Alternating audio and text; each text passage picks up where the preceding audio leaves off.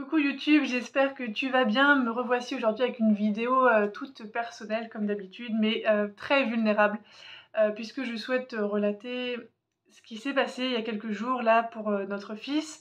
Il a eu donc une troisième crise d'épilepsie en 6 ans, c'est pas beaucoup, on a beaucoup de chance par rapport à ça. Il n'y a aucune séquelle et il va très bien. Mais à chaque fois, c'est une épreuve pour mon cœur de maman et aussi pour le cœur de son papa.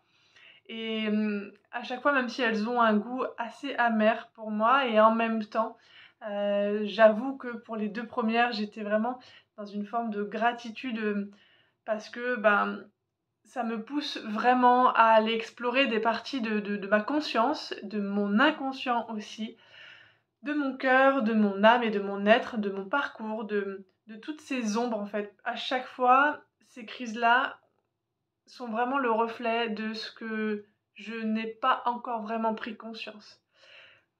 La crise d'épilepsie, c'est, pour moi en tout cas, c'est un appel à la liberté, hein, que notre fils nous envoie, alors par rapport très certainement à son histoire, à ce qu'il est venu vivre ici sur Terre, sans doute aussi un peu par rapport à la relation avec moi et très certainement avec son père aussi.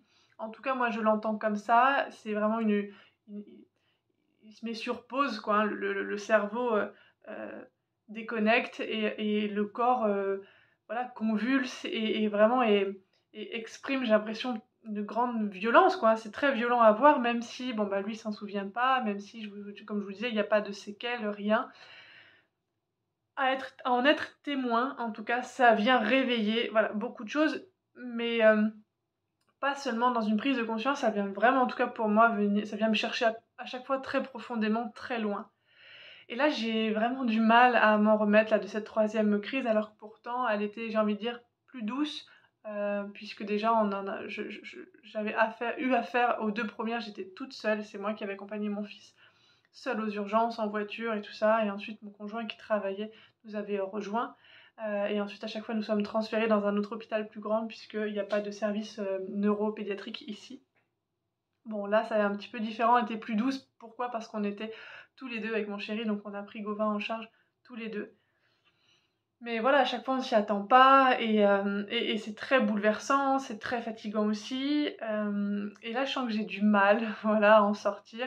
J'ai l'impression que ça me plonge dans une nouvelle dimension. Alors, en même temps, j'ai aussi beaucoup de gratitude pour cette troisième crise d'épilepsie. Je sens que ça m'emmène sur une voie aussi personnelle de libération, hein. Et ça vient remettre aussi à jour, comme un reset. Vraiment, c'est un peu cette symbolique que je donne à la crise d'épilepsie, mais un reset à ce qui était en cours, une fin à une situation, à des choses, à des tensions, et à un nouveau départ. On relance les dés. C'est un peu comme ça que je la ressens.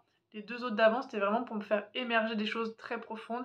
Là, c'est des prises de conscience peut-être un peu plus rapides et surtout d'être dans le concret là maintenant. C'est comme si ça me ramenait aujourd'hui, là, dans ma relation avec mon fils, dans sa relation, lui, qu'il a avec lui-même, avec la vie, peut-être avec ce avec quoi il est arrivé sur terre. Et en tout cas pour moi ce que je ressens très fortement et ça me rend assez triste, même si de toute façon c'est l'évolution, hein, normale et naturelle et on va dire, saine et fonctionnelle d'une relation, surtout mère-enfant. C'est que j'ai l'impression qu'il m'échappe en fait, voilà. J'ai c'est comme si là je le voyais, tel qu'il est aujourd'hui dans ses demandes, dans ses besoins.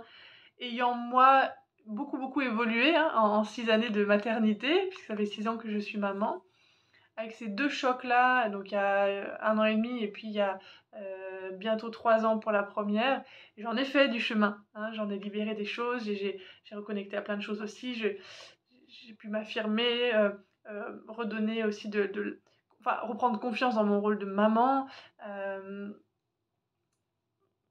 oser voir que, ben, oui, j'avais des besoins moi aussi, que j'avais une sensibilité, très à fleur de peau finalement, enfin, voilà, c'est venu me chercher très loin parce que j'étais très loin dans mon chemin. Là, c'est vrai que je suis de plus en plus présente à moi-même, je me sens de plus en plus solide et c'est pour ça que là, boum, c'est vraiment un choc, qui vient un peu m'ébranler, mais qui vient pas me tirer d'une torpeur ou d'une inconscience trop trop élevé, on va dire. Enfin, c'est un peu compliqué, je sais pas si je suis très claire et j'en suis désolée si c'est pas le cas.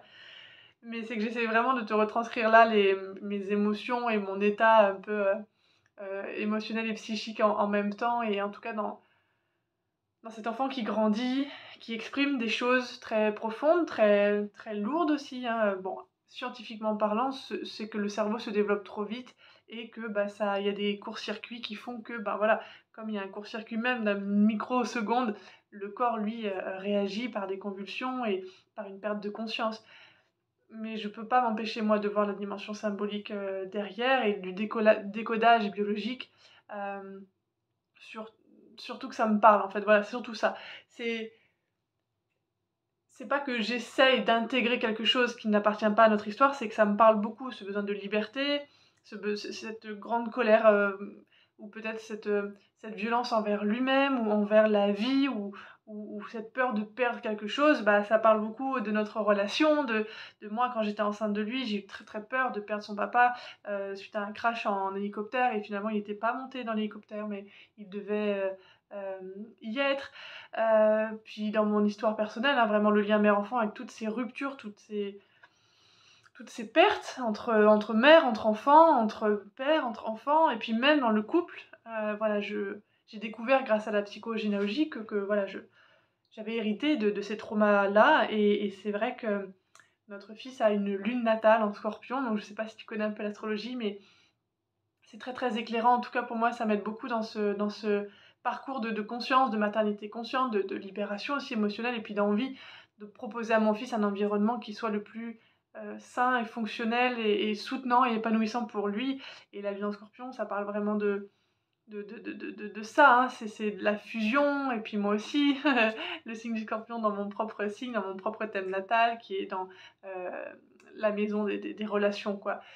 Donc c'est très éclairant et en même temps je le vois grandir et j'ai l'impression de perdre, bah oui, le contrôle en fait, hein, clairement, hein, sur lui. Alors pas que enfin j'ai pas l'impression d'être une maman étouffante, en tout cas ce n'est pas mon souhait, mais ça vient vraiment mettre en évidence ça, que j'ai tellement peur de le perdre.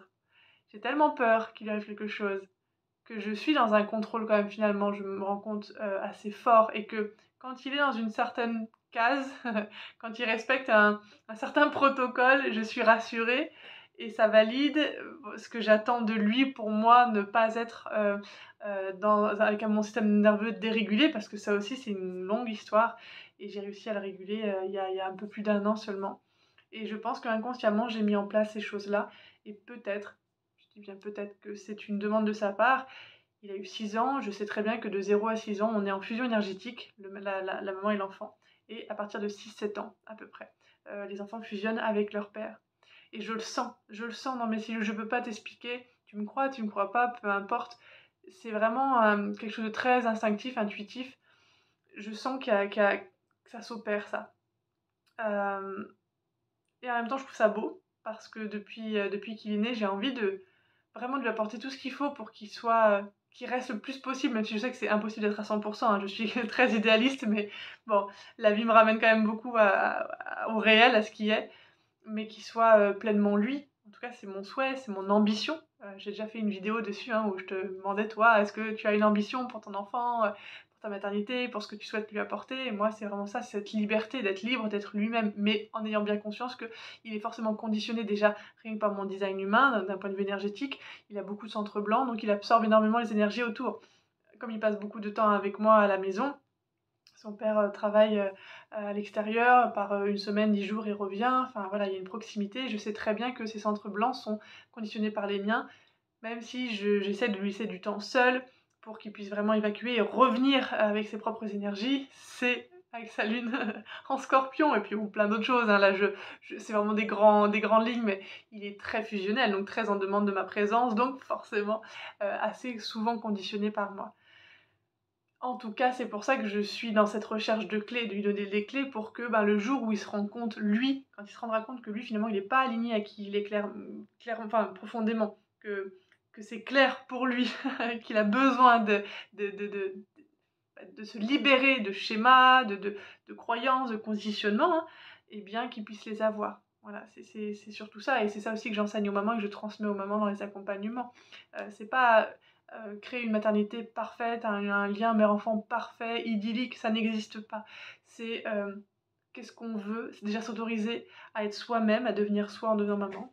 S'autoriser à rêver grand, à avoir de l'ambition pour notre enfant et pour nous aussi, hein, dans notre capacité à être une bonne mère, parce que c'est vrai qu'on a tendance à beaucoup se culpabiliser, pardon, s'auto-flageller, alors que et c'est ça aussi qui est étouffant, alors que voilà, on peut rêver grand, on est créatrice de l'humanité, les mamans, et c'est ça qui est merveilleux, qui est beau et qu'on l'oublie. On l'oublie parce qu'on est nous-mêmes dans nos conditionnements, dans nos peurs, dans l'anxiété, dans tous ces messages qu'on nous a fait passer quand on était enfant, qu'on n'est pas assez, ou on est trop, ou on est comme ci, on est comme ça, et ça c'est pas bon, et puis je t'aime plus parce que t'es comme ça, et puis on est dans nos blessures émotionnelles, et puis il y a aussi tous les traumas transgénérationnels. Donc ça fait beaucoup, beaucoup de choses. Et là, ce troisième épisode épileptique, chez moi, hein, ça résonne vraiment comme ça, c'est comme si voilà, il y avait une demande de couper quelque chose. En plus, là, tu vois, c'est arrivé le 2 novembre, donc c'était vraiment la nouvelle lune en scorpion, c'était bah, le 31 octobre, je sais pas comment on le prononce, Samen, Samin, Samen, Chamen, je sais pas comment on dit, mais voilà, cette transition, ce renouveau, couper, arrêter pour mieux redémarrer, voilà, donc c'est fort, je trouve, c'est très fort, très beau, très puissant, hein, comme vortex énergétique et que ça soit déroulé là aussi. Mais voilà, sans forcément mentaliser tout ça et sans le vouloir. C'est en tout cas ce que je ressens profondément. Et c'est le chemin, je pense, qui nous est demandé, lui comme moi, hein, de suivre. Et forcément, ça va amener vers un éveil de conscience supplémentaire, vers une relation peut-être encore plus harmonieuse, plus apaisée. Moi, ça va me permettre de grandir aussi, de mûrir, de guérir encore. Mais ça vient en tout cas aujourd'hui là, même si l'avenir est très prometteur suite à ce tremblement de terre là. Tout de suite aujourd'hui dans l'instant présent, c'est très inconfortable, c'est très très difficile. Pendant 2 jours, j'ai senti, hein, que mon mécanisme automatique, c'était de fuir. J'avais vraiment très envie de fuir, tout arrêter, mais même au niveau là, hein, de l'entrepreneuriat, même moi, je me sentais vraiment, un peu au bout du rouleau, enfin désespérée, déçue de moi-même, beaucoup de culpabilité. Ça, je pense que si t'es maman, ça te parle aussi beaucoup. Et de me dire, mais mince, quoi, qu'est-ce que j'ai pas encore compris, qu'est-ce que j'ai mal fait, etc. C'est un peu le réflexe. Mais ça, et j'en ai déjà parlé, c'est ce qu'on appelle le petit personnage, c'est l'ego.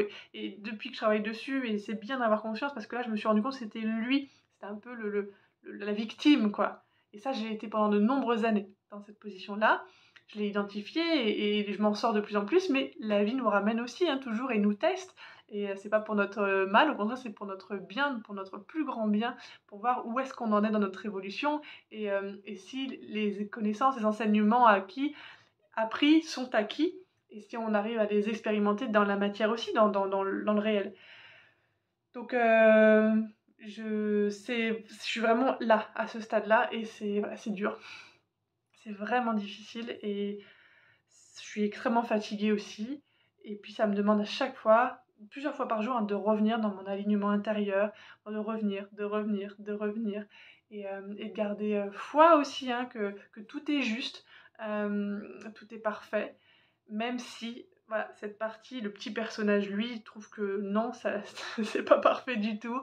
Il y a quand même, voilà, cette conscience du plus grand que soi. Il y a mon cœur et mon âme aussi qui sentent que si, c'est juste. Et que oui, c'est difficile pour moi, mais c'est extrêmement libérateur pour mon fils, pour son avenir, que ça va être très porteur et que ça va donner lieu à une relation encore plus belle, encore plus magnifique. Et que c'est par ce chemin-là qu'on vit tous les deux, un chemin initiatique, hein, comme pour tout lien mère-enfant, c'est initiatique. Cette alchimie mère-enfant, elle est sacrée parce qu'elle nous révèle des choses tellement précieuses, mais aussi extrêmement personnelles, très intimes, très très très enfouies, très douloureuses. Mais la vie ne nous propose jamais quelque chose auquel on n'est pas apte ni capable de relever en fait.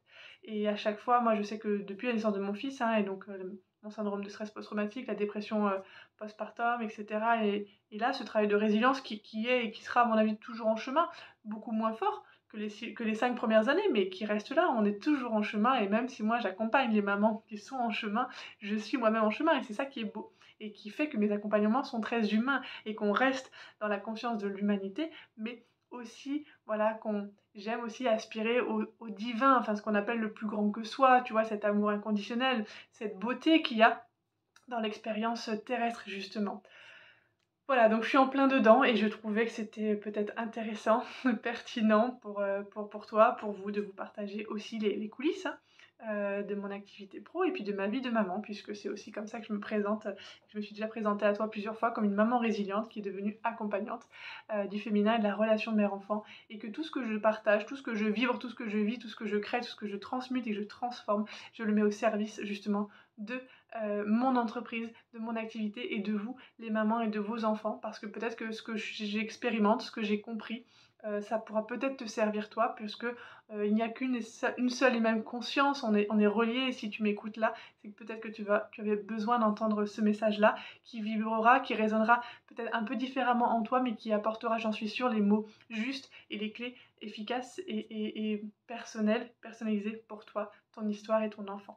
En tout cas, sache que si tu as besoin d'une oreille, d'un accompagnement, si tu as envie de mieux te connaître toi, ton enfant, sache que j'ai plusieurs espaces d'élévation de conscience, d'accompagnement relationnel en ligne sur mon espace Podia.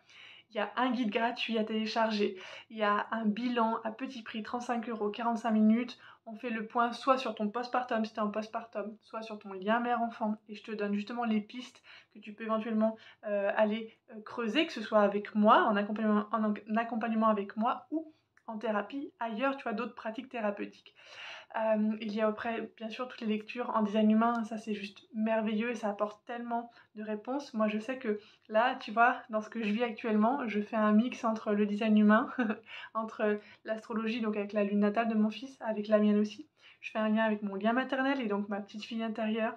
Euh, je fais un lien avec tellement de choses, avec mon transgénérationnel aussi, et tu vois, c'est ça qui est bien, et on voit à quel point finalement le puzzle et la mosaïque, elle est divine dans le sens où tout est juste, tout est parfait, tout est écrit déjà d'avance, et que tout ce qui nous arrive, aussi douloureux soit-il, ce n'est que de la lumière mise sur nos ombres, et nos ombres, il ne faut pas en avoir honte, il faut réussir. Alors je sais que c'est plus facile à dire qu'à faire, je te dis, moi pendant 2 jours j'ai voulu fuir tout ça, donc je le dis vraiment avec beaucoup d'humilité, mais c'est tellement beau quand on accueille, parce qu'après j'ai réussi à trouver l'apaisement sur certaines choses.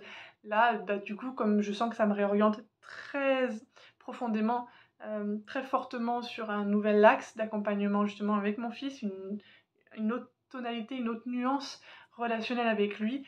Ça vient bouleverser des choses, mais je sens tellement que c'est juste, que j'ai vraiment envie, voilà, de m'expanser dans cette prise de conscience, dans cette nouvelle épiphanie. Et je sais que ça va être que pour du meilleur et que pour du beau. Donc tout ce qui se passe là, ce n'est que lumière, que amour pur, tu vois, dans cette conscience un peu du plus grand que soi. Mais là, en tant que terrienne et être humain avec un ego, avec des blessures, des peurs, euh, des héritages encore qui sont un peu là, transgénérationnels, et bien comment on fait pour traverser tout ça? C'est les réponses que je t'apporte en accompagnement. Donc vraiment, n'hésite pas à me contacter soit en commentaire, soit via mon site internet, via Instagram, ou en allant directement sur mon espace Podia que je vais mettre en commentaire en dessous. Voilà, je t'embrasse bien fort, prends bien soin de toi, de ton ou de tes enfants, et on se retrouve bientôt pour une nouvelle vidéo. Bye bye.